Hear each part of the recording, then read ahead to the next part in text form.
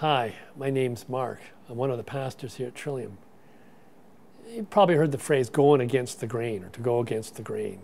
It means, in a sense, to go against the conventions of whatever you find yourself in. There may be family conventions, going against the grain of your family's expectations. You may be going against the grain of your workplace, against your educational institution you're connected to, maybe just the general social conventions. But going against the grain means that you're kind of out of step with what is expected of you.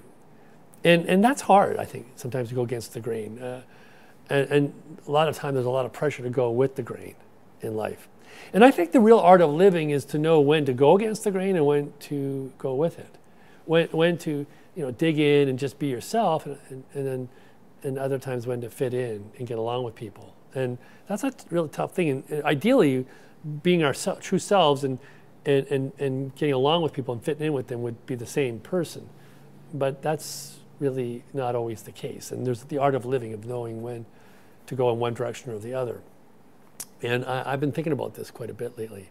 When I was 17 or 18, I told my dad I wanted to be a professional musician.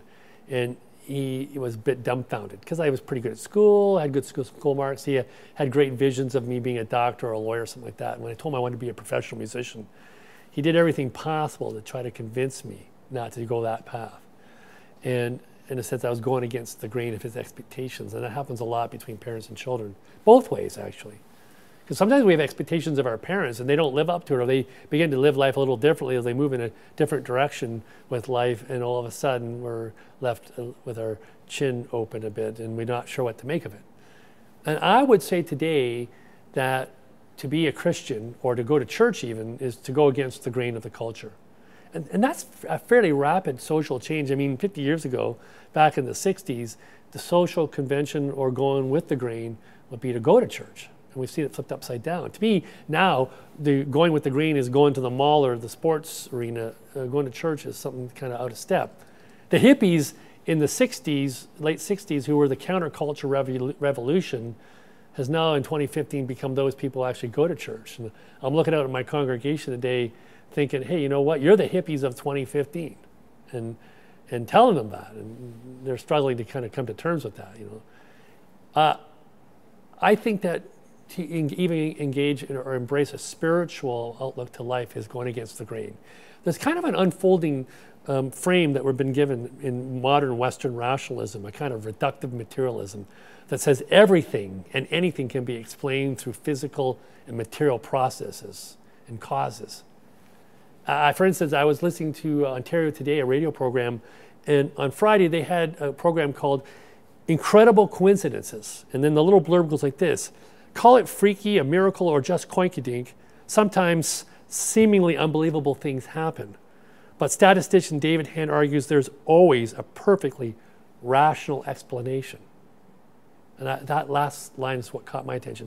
Always a perfectly rational explanation. He wrote a book about this, and one reviewer said, human beings are a superstitious lot. We see patterns everywhere, but as Hand makes clear in this enlightening book, it all comes down to math.